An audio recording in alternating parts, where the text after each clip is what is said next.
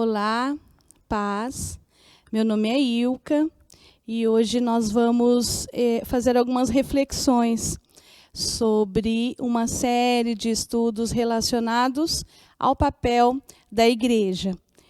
Como você está vendo, nós estamos na nossa igreja, né? Estamos nesse momento onde ainda não é possível termos os encontros dos estudos presenciais.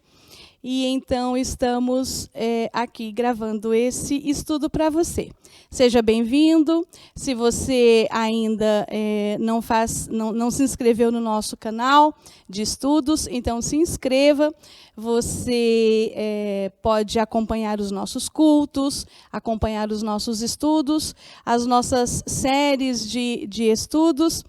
E ser muito abençoado. Também pode compartilhar e abençoar a vida de outras pessoas. Amém? Então, vamos lá. Nós temos pensado, por algum tempo, nessa situação que estamos vivendo, sobre o papel da igreja. E é sobre isso que eu gostaria de conversar, de batermos um papo aqui, embora em forma de estudo, mas é um convite à nossa reflexão, ao papel da igreja nestes últimos tempos. Em tempos difíceis, em tempos que são desafiadores para nós, que estamos tão acostumados com eventos presenciais, com atividades que realizamos em comunhão. Então, este é um tempo de nós refletirmos a igreja no seu papel, na sua postura, na sua maneira de se conduzir em tempos que são adversos. E esse é o meu objetivo aqui, ver com você. E primeiro eu vou lançar uma pergunta aqui, que é como se fosse um desafio, para que você responda aí e você comece a refletir. Se alguém chega para você e pergunta: qual é a igreja boa para ser frequentada? Qual é a igreja ideal? O que você responderia a essa pergunta? Principalmente nesse tempo que nós vamos retomar algumas atividades, retomar algumas propostas e trabalhos da igreja. Então, eu te faço a pergunta: qual seria a igreja ideal, né? E aí eu posso dizer, e você também poderia responder: depende. E depende do quê? Depende do que eu e você entendemos por igreja. Depende da maneira como a gente se vê como igreja e como vê a igreja. Eu anotei alguns critérios para que a gente comece a pensar um pouco. Se nós formos pensar igreja no aspecto de pessoas, então a gente pode escolher uma igreja, né, aquela que mais combinar com o nosso ideal, de perfis diferenciados de pessoas. Nós podemos pensar em uma igreja que as pessoas têm um determinado nível social, um determinado nível intelectual, um determinado nível financeiro. Nós podemos pensar em outro critério, o critério das regras. A igreja boa para mim, a igreja ideal, pode ser aquela que tenha as suas normas, os seus regulamentos, as suas regras mais rígidas, menos rígidas de acordo com os padrões éticos, morais. A gente pode escolher outros critérios também. Qual será a igreja ideal no aspecto da missão e do propósito? Aquilo que ela exerce, aquilo que mais toca para a igreja no aspecto de cumprir a sua missão aqui nessa terra, aqui nesse tempo. E nós podemos pensar uma igreja que tem uma missão e um propósito mais voltada para a educação ou ação social, missões, evangelismo, oração, adoração, ou outros tipos de ideais e propósitos. São critérios. A gente pode pensar: a igreja ideal deve ter a estrutura X. Qual seria a infraestrutura interessante? Posso pensar no aspecto patrimonial, localização, no meu conforto, uma igreja confortável, quem sabe? Uma igreja que eu posso ter um pouco mais de segurança, uma igreja que me dê algum status. São critérios de igrejas que nós podemos, então, parar para refletir e pensar na nossa escolha. Eu anotei mais alguns critérios aqui. Uma igreja com critérios ideológicos e com o seu alcance no aspecto político, social, no seu papel que ela desempenha na comunidade, nos seus relacionamentos com os poderes públicos. Eu também posso pensar no portfólio de atividades que tem uma igreja. E aí eu posso fazer a escolha pela igreja ideal de acordo com as atividades que ela se propõe a realizar. Seus eventos, seus congressos, suas marchas, seus shows, seus ajuntamentos. E, finalmente, eu posso escolher critérios variados, outros como a tradição. Meus pais, meus antepassados fizeram parte dessa igreja e aqui eu já me acostumei. E aí esse também é um critério para a busca, para a procura de uma igreja ideal. Também posso pensar em qualquer outro motivo plausível. Essa é a que tem mais perto de casa. Ela é a ideal para mim. É a primeira que eu entrei, é a com que eu mais simpatizei com as pessoas. Enfim. Nós podemos estabelecer critérios ideais para a igreja, até mesmo para que modelo de igreja seguir agora como igreja, não apenas como alguém que frequenta, mas no aspecto de, nesse tempo de retomada, nesse tempo de reflexão, poxa vida, qual seria a igreja ideal? E eu tenho me questionado, tenho me perguntado, Deus, o que o Senhor espera da igreja? O que o Senhor espera de nós como instituição, como organização, mas também como um organismo vivo? Como a igreja que representa o corpo de Cristo. Deus, o que o Senhor espera que seja o papel ideal para nós desempenharmos nesses tempos difíceis, nesses tempos de descrédito, nesses tempos também de busca. Há muitas pessoas que com certeza passarão a buscar novamente a ambiência da igreja, porque sentiu falta durante tanto tempo. E aí nós nos questionamos e nos perguntamos o que nós precisamos fazer, como retomar atividades e outras tarefas até mesmo da igreja. Isso é plausível, isso é interessante, isso é necessário, mas eu volto a perguntar para você, do ponto de vista de Deus, qual será a igreja ideal? O que Ele espera de nós como igreja? E fazendo esses questionamentos, o Espírito Santo começou a falar ao meu coração. A igreja que é ideal é aquela que desempenha na sua prática, na sua atividade cotidiana como igreja, os atributos da Trindade. Os atributos de Deus Pai, os atributos de Deus Filho, que é Jesus, os atributos de Deus Espírito Santo, que é o Consolador. E quando nós pensamos no aspecto Trindade, os atributos da Trindade, nós vemos como é tão forte o sentimento de família, o entendimento de como Deus demonstra a sua paternidade, como Jesus demonstra a fraternidade que é necessária em uma família, e como o Espírito Santo traz o aconchego, a direção, o ensino, o consolo, o conforto necessário a uma família. E aí nós podemos, então, parar para pensar e refletir, entendendo que a Trindade, a pessoa de Deus, Jesus e o Espírito Santo, devem ser a base para nós, como igreja, como a igreja ideal, que desenvolve e desempenha os atributos da Trindade. E aí nós vemos então como a Trindade é base para tudo que existe de sólido. Quando nós paramos para pensar na criação, nós vemos lá em Gênesis 1, 26, como a presença da Trindade na criação do homem. Trazem essa base, o início de tudo começa com a Trindade. Nós começamos a pensar no ministério de Jesus, quando ele começa a desenvolver o seu ministério público. Então, faz-se necessário, no batismo de Jesus, a presença da Trindade, de Deus Pai, Deus Filho, Deus Espírito Santo. E ali se dá início ao ministério maravilhoso de Cristo. Quando nós paramos para pensar no início da igreja primitiva, nós também vemos as realizações, a presença, o poder agora mais visível do Espírito Santo, ali impulsionando os apóstolos a darem início a todo o evangelho, a ser pregado por todo o mundo até nos alcançar.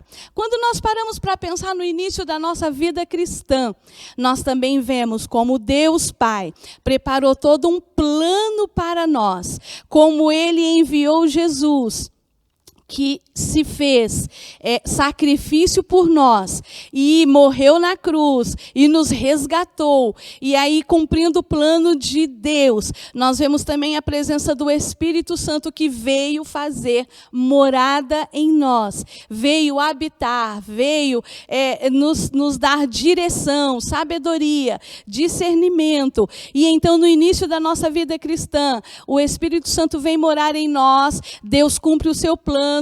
Jesus, com o amor que é tão grande, realizou aquele sacrifício por nós.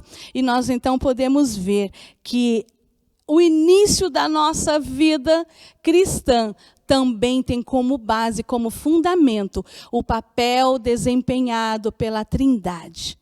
E isso nós precisamos ter também na validação como igreja aqui nessa terra.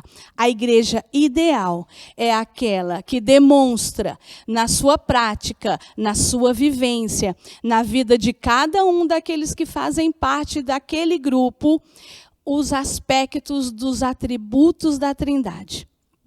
E nós vamos começar falando do mais conhecido, do mais talvez importante, daquele que traz a essência. Quando nós paramos para pensar no papel da igreja, quando nós paramos para refletir sobre a missão, o propósito, a importância da igreja, não apenas da igreja, como eu já tenho dito, como uma instituição, mas a igreja que sou eu, faço parte de uma igreja, mas também sou igreja. Então, quando nós paramos para pensar, a gente muitas vezes é tentado a buscar ferramentas, né? São ferramentas, estudos e manuais até mesmo existem de como uma igreja pode se desenvolver, como uma igreja pode crescer, quais são as ferramentas, quais são as atividades, as marcas. Conhecemos livros e literatura farta, muito boa, muito sólida, dizendo sobre as marcas mais importantes que devem ter uma igreja. E nós paramos então para pensar de que tudo isso é muito importante, mas algo que somente aqueles que estão firmados nos atributos da Trindade, aquilo que Deus preparou através de Cristo e através do Espírito Santo para agir por intermédio da igreja, nós vemos que precisa de algo que mostre a nossa essência. E a essência, ela vai além de ferramentas. Ela funciona independente até mesmo de ferramentas. Às vezes buscamos algumas estratégias, algumas ferramentas, alguns planos, e às vezes não temos o resultado esperado, porque falta a essência. E a essência nós encontramos no maior dos atributos de toda a Trindade, que é o amor. Então, se eu fosse responder para você, e se você fosse aí juntamente com outras pessoas pararem para pensar e refletirem sobre a igreja ideal é aquela que ama com o amor de Deus. Quando nós lemos uns textos de Efésios 4, Efésios 2, no versículo 4 diz assim: todavia, Deus, que é rico em misericórdia, né, pelo grande amor com que nos amou, deu-nos vida em Cristo Jesus. Tudo começa no amor. A igreja ideal, a igreja que sou eu e você, que precisa voltar à sua essência, voltar os seus olhos para aquilo que desempenharmos o papel que Deus espera de nós. Então, começamos pelo amor, por buscarmos o amor que vem de Deus. E com isso nós podemos ver algumas verdades sobre o amor. A primeira delas é que Deus, Ele é o próprio amor. Se nós, como igreja, nos basearmos na figura da paternidade de Deus, a figura de Deus, Deus Pai, aquele que na verdade arquitetou antes da fundação do mundo, a nossa existência, a maneira como nós íamos ter a execução dos nossos propósitos, dos planos, dos sonhos de Deus, lá muito antes, nós podemos ver que parte da essência do próprio Deus. E na essência de Deus, Ele é amor. Nós podemos ter amor, nós podemos demonstrar amor, nós podemos sentir amor, nós podemos viver amor, nós podemos ter uma série de atitudes relacionadas a esse atributo divino. Mas Deus, Ele é o próprio amor. E a igreja que eu e você precisamos ser nestes tempos e até quando Jesus decidir vir nos buscar, é a igreja que tem como marca registrada a essência do amor. E quando nós vemos então que Deus é amor, nós podemos ler em 1 João 4,8, diz assim: quem não ama não conhece a Deus, porque Deus é o próprio amor. O amor é a base do cristianismo. Quando Jesus Ele começa a ensinar os seus discípulos o evangelho de boas novas.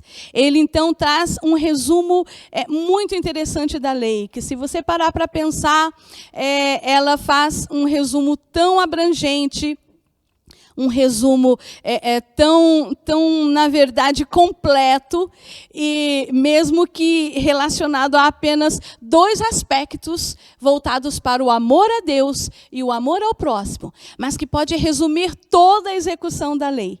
E Jesus, então, mostra que o amor é a base do cristianismo. Ele diz: ame o Senhor, o seu Deus, de todo o seu coração, de toda a sua alma, de todo o seu entendimento e de todas as suas forças. E faça mais, ame o seu próximo, como você ama a si mesmo.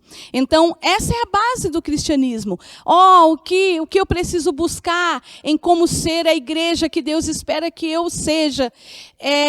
Eu preciso mostrar a prática, mostrar a vivência, mostrar no comportamento, nas atitudes, no pensamento, em tudo aquilo que eu fizer, a marca da essência de Deus, de Jesus e do Espírito Santo. E essa marca maior, essa demonstração desse atributo é o amor. Quando eu paro para pensar que o amor também é a fonte de onde se origina todos os outros atributos do próprio Deus, e nós como igreja podemos, garantindo a essência do amor nas nossas atitudes, práticas e pregações, nós podemos então ir à fonte e conseguir também demonstrar outros atributos que Deus espera de nós, como igreja. Nós podemos, então, ter misericórdia, será bem nítido a fidelidade, aquele que ama, perdoa, a bondade, né? Nós podemos ver, inclusive, ter como espelho para nós a bondade de Deus. A misericórdia, nós acabamos de ler um texto aqui, E ele diz, então, Deus, que é rico em misericórdia, com o seu amor, pelo seu grande amor com que nos amou, nos trouxe vida. O amor é a essência, o amor é a fonte, o amor é o primeiro passo, o amor é a base de tudo. Algo que nós precisamos entender, o amor é a base da graça salvadora de Jesus e de Deus sobre as nossas vidas. E se a igreja prega a salvação, então, se a igreja demonstra para o mundo sedento, desejoso de entender quem é esse Deus e tão necessitado de entender, de aprender, de ser alcançado por Deus, então precisa demonstrar essa graça, esse favor imerecido aos homens, que tem por base o amor de Deus. E no amor de Deus nós podemos ver que não há uma moeda de troca. O amor de Deus não permite que o homem consiga negociar. O homem, a mulher, quando nós paramos para pensar na igreja como desempenhando o seu papel, não há como fazer uma troca. No amor não há uma troca. Deus nos amou antes mesmo de ser amado por nós. Quando nós lemos isso, não fomos nós que amamos primeiro. Ele estendeu os braços, Ele planejou, Ele desejou, Ele fez com que todas as coisas culminassem no grande amor dEle por nós, através do seu Filho Jesus, e nós pudéssemos então ser alcançados por essa tão grande salvação.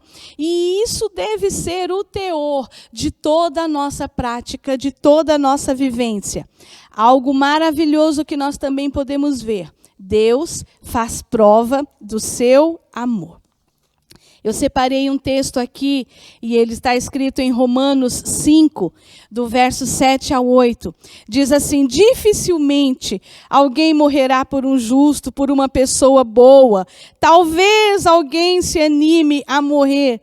Mas isso não é tão fácil de ser encontrado. Por isso, a prova de que Deus nos ama é que Ele mandou Cristo para morrer por nós, quando nós ainda éramos pecadores. Se eu quero parar para pensar e refletir sobre o papel que a igreja precisa desempenhar, muito de grande importância nesses últimos tempos. Então, eu preciso levar em conta a igreja que alcança os padrões divinos, que está dentro daquilo que Deus planejou para esse tempo, para cumprir o propósito. É uma igreja que ama, é uma igreja que tem na essência o mandamento obedecido do amor. E aí nós podemos ver que o mandamento do amor, ele é abrangente. A igreja precisa demonstrar na mesma dimensão este atributo de Deus na sua prática diária. Amar a Deus com exclusividade, algo que a igreja precisa deixar claro. Nós muitas vezes, nas nossas práticas, até mesmo cristãs, vamos muitas vezes escolhendo desenvolver papéis em que atribuímos tamanha importância. Às vezes nós desenvolvemos papéis que são necessários. O papel de servir, o papel de adorar. Nós podemos buscar até mesmo desenvolver outras práticas cristãs, todas elas plausíveis, mas na verdade o amor a Deus é algo que deve ser feito com exclusividade. Jesus, no seu último discurso para os discípulos, ele até mesmo diz: olha, vocês estão no mundo, vocês vão fazer parte de toda essa vivência neste mundo, neste lugar, mas vocês não podem amar aquilo que te rodeia. Você não pode amar ao mundo, você não pode dividir o amor a Deus, que deve ser total, exclusivo e superior, superlativo a tudo mais superlativo até mesmo às práticas cristãs. Você não pode dividir. O amor que nós devemos ter para com Deus, a igreja precisa demonstrar que é um amor exclusivo. Não se troca, não se barganha, não se negocia, não divide a prioridade com mais nada, O amor a Deus, ele precisa ser exercido por nós como igreja, com total exclusividade. Nós podemos também entender até mesmo isso no episódio daquelas duas irmãs, Marta e Maria. Quando Marta estava realizando coisas e tarefas legítimas, necessárias, mas Jesus traz para nós uma lição maravilhosa. Ele diz: Maria escolheu a melhor parte, a boa parte que não lhe será tirada. Aquela que demonstra uma adoração, um amor a Deus superior a até mesmo a amar as coisas de Deus, as coisas para Deus. E a igreja precisa deixar isso bem claro, para que o mundo possa ser atraído por algo que, independente de critérios desses todos que nós comentamos aqui no início, mas algo que seja tão poderoso e forte, que seja o ponto de atração para a igreja de Cristo, o amor de Deus, demonstrado, tanto a Deus, quanto também nos nossos relacionamentos. Algo que nós podemos ver aqui, além de amar a Deus com força total e exclusividade, nós precisamos amar ao próximo, amar as pessoas, amar aqueles que Deus nos permite termos contatos e relacionamentos, assim como Cristo amou. Jesus diz lá em João 13:34, ele diz: como eu os amei, vocês devem amar uns aos outros. Dediquem-se uns aos outros para este amor fraternal. Prefira até mesmo em honra os que estão te rodeando mais do que a si próprios. Isso Paulo diz para nós lá em Romanos. E ele diz mais, Pedro diz também: amem sinceramente a todos, com um verdadeiro coração, com um coração sincero e verdadeiro. O amor também é algo que precisa ficar demonstrado no nosso comportamento. O amor no comportamento, ele vai além, porque amamos, perdoamos, porque amamos, agimos com tolerância, porque amamos, somos receptivos, porque amamos, agimos com um interesse de colocar o outro como alguém que precisa, como alguém que merece a nossa ajuda, a nossa atenção. O amor, ele precede o nosso comportamento de ensinar, de mostrar as boas práticas, de apresentar a Cristo, de apresentar uma vida cristã da maneira como Deus se agrada. O amor precisa ser a marca registrada dessa igreja que agrada a Deus. Nós podemos ver aqui outros textos, tantos outros textos relacionados ao amor, mas todos eles decorrem do amor que vem de Deus e que pode e deve ser praticado por nós como igreja. Uma igreja que acolhe, uma igreja que abraça, uma igreja que se importa, uma igreja que abre mão dos julgamentos, uma igreja que abre mão até mesmo da rigidez no entendimento daquele que tem uma maior dificuldade, daquele que errou, daquele que fracassou, daquele que precisa de que uma mão seja estendida num momento de dificuldade.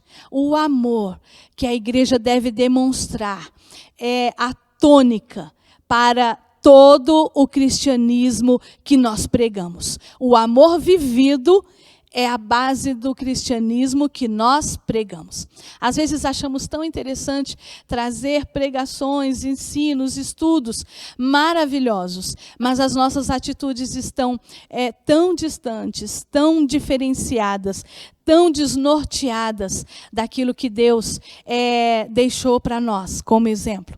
E nós podemos, então, ver e entender, fazer até mesmo um paralelo, a igreja com uma das igrejas que recebeu uma daquelas 7 cartas.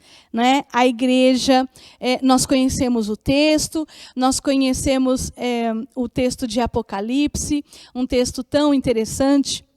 E nós conhecemos o assunto, as 7 igrejas da Ásia que recebem ali direções dadas pelo próprio Cristo, pelo próprio Jesus. E apesar de muitos teólogos entenderem e fazerem a alusão de que estas igrejas, elas têm uma figuração na história do cristianismo. Eu também entendo assim, nós entendemos assim, sabemos até mesmo que estamos vivendo a última fase, o último modelo de igreja, e sobre isso a gente pode falar em outra ocasião. Mas, além de entender a aplicação dos ensinos do próprio Jesus para estas igrejas ali relacionadas nos primeiros capítulos de Apocalipse, nós também podemos fazer uma aplicação para os dias de hoje. Nós podemos fazer, então, uma aplicação nesse aspecto da igreja ideal que busca a essência do amor revelado através de Deus Pai, Deus Filho e Deus Espírito Santo. Nós podemos fazer um paralelo com a igreja de Éfeso, com aquela recomendação, aquela admoestação, aquela correção que Jesus aplica a esta igreja. Nós podemos fazer uma aplicação para nós, nos dias atuais, nos dias em que vivemos. Nós podemos ler aqui, se você estiver com a Bíblia, abra sua Bíblia em Apocalipse, capítulo 2, do verso 2 ao 5. Há um pequeno trecho resumido sobre esta igreja, uma daquelas 7 igrejas que recebem aí a admoestação do próprio Cristo. E então o texto diz assim: conheço as tuas obras, eu sei o seu trabalho, conheço a tua paciência e que não podes sofrer os maus. Puseste à prova os que dizem ser apóstolos e não são, e tu os achastes mentirosos. E sofrestes e tens paciência, trabalhaste pelo meu nome e não te cansastes. Mas eu tenho contra ti que deixastes o teu primeiro amor. Abandonastes o primeiro amor. Lembra-te, pois, de onde caístes, arrepende-te, pratica as primeiras obras, quando não, brevemente a ti virei, e tirarei do seu lugar o teu castiçal, se não te arrependeres. Éfeso mostra então para nós uma igreja que mergulhou num estado de atividades, até mesmo de forma apática, perdendo o calor inicial que é naturalmente visto por aquele que ama, que coloca a prática do amor na vivência diária. Então, o próprio Cristo aqui, ele reconhece que as muitas obras, o muito trabalho, o grande sofrimento, mas até mesmo a canseira no exercício da missão como igreja, faz com que essa igreja abandone algo que seja essencial, que seja necessário, requisito obrigatório para uma igreja continuar atuante no seu propósito aqui na terra. E este atributo, esta qualidade, esta essência deixada para trás pelos cristãos, pelos crentes de Éfeso, é exatamente o primeiro amor abandonado. A falta de de viver o amor genuíno, o amor que nos move, o amor que pode fazer até mesmo algo que está escrito nas Escrituras, que cobre multidão de pecados, o amor que traz a mensagem da cruz, a mensagem primeira, a mensagem primordial. E nós podemos até mesmo entender que as preocupações, as atividades, as tarefas da vida, do dia a dia, vão sufocando aquela essência do amor inicial, daquele primeiro amor em nós. Se nós pararmos para pensar como missão da igreja, nós vemos que isso é possível, como temos aqui o exemplo. O próprio Jesus, ele reconhece, algo maravilhoso. Jesus reconhece o trabalho, Jesus reconhece as atividades, as tarefas exercidas, como Jesus reconheceu aquilo que Marta fazia.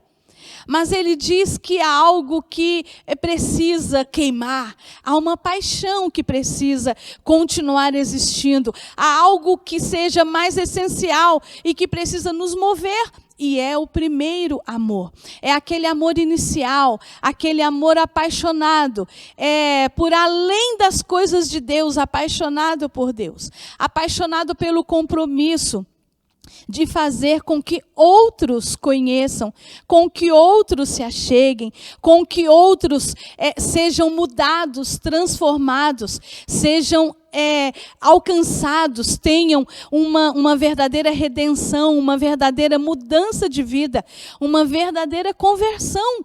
E isso só é possível através do amor genuíno de Deus, que brota nos nossos corações e transparece nas nossas atitudes. Mas mesmo que o próprio Jesus tenha reconhecido todo esse trabalho, toda essa paciência, todo esse sofrimento, ele diz algo que faz o nosso coração ficar constrangido. Eu tenho contra ti. Às vezes nós achamos que, como igreja, né, não apenas sendo igreja, não apenas indo à igreja, não apenas fazendo parte, mas sendo nós mesmos, igreja de Cristo, sendo a própria igreja, muitas vezes nós podemos entender aqui que isso é uma declaração que faz com que a gente sofra no nosso... Sejamos, na verdade, constrangidos. Eu tenho contra ti. E é a mesma coisa, podemos aplicar para nós nos dias de hoje. É algo que talvez podemos ouvir Jesus dizer para nós. Olha, Ilka, tá tudo bem você fazer isso dessa forma. Eu estou gostando muito, estou aprovando. Realmente o resultado tem sido incrível. Isso daqui você tem se esmerado, né? Pense você aí como igreja, em o próprio Jesus dizendo: olha, eu tenho visto sua oração, sua adoração, eu tenho visto o seu trabalho, eu tenho visto o seu empenho. Nós tivemos então aí uma quebra nas nossas atividades e demos uma parada e a gente até pôde refletir quanto nós estávamos mergulhados em atividades, em tarefas, e tudo isso é muito bom, mas nós não podemos deixar de lado este amor que nos move lá para o início, onde nós podemos abastecer o nosso tanque de amor e prosseguirmos na nossa jornada em todas as nossas atividades e em todo o nosso trabalho. Então, ouvir isso que Jesus diz é até mesmo doído para nós. Ver como nós estávamos tão acelerados e trabalhando em tantas frentes, e pararmos para ouvir algo como isso aqui. Será que você não está se esquecendo do primeiro amor?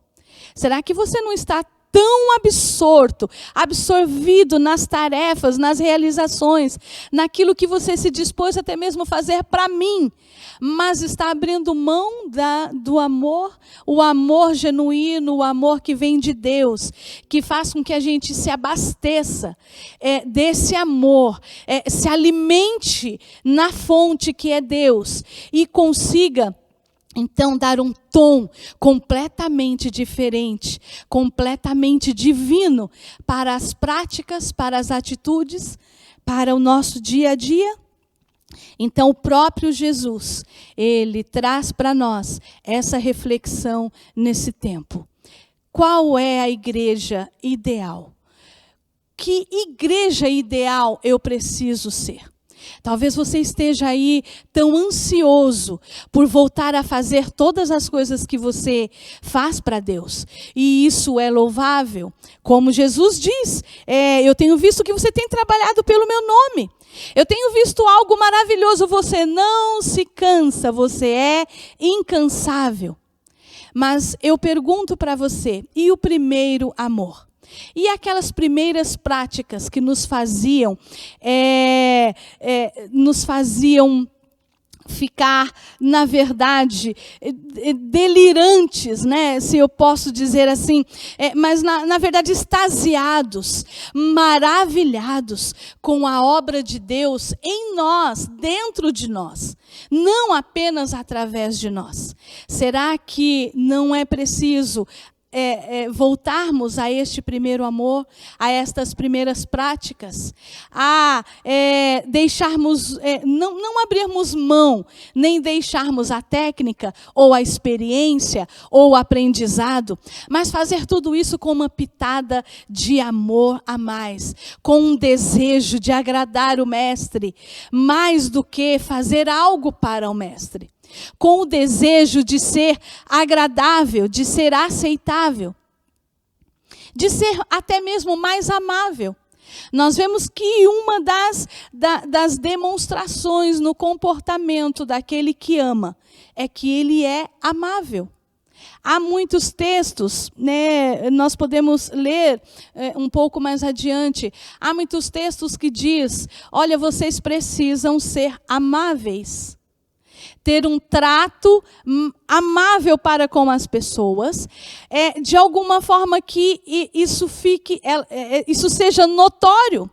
Às vezes nós temos até um discurso bonito de amabilidade, de sermos amáveis, de termos o amor como uma prática. Mas a amabilidade está destoando de toda a nossa vivência, de toda a nossa atitude, no modo de falar, no modo de tratar, no modo de acolher, no modo de olhar, inclusive, no modo de julgar, no modo de medir, em todo o nosso comportamento.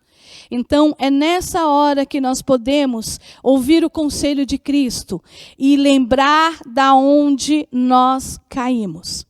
Caímos no aspecto de paramos, interrompemos. Como você tem feito as coisas para Deus? Como tem sido o seu relacionamento com Deus? Como tem sido o seu relacionamento com a palavra de Deus? Como tem sido a tônica do seu relacionamento com outras pessoas que servem a Deus? E qual tem sido a tônica de amor do seu tratamento em relação àqueles que nem conhecem a Deus?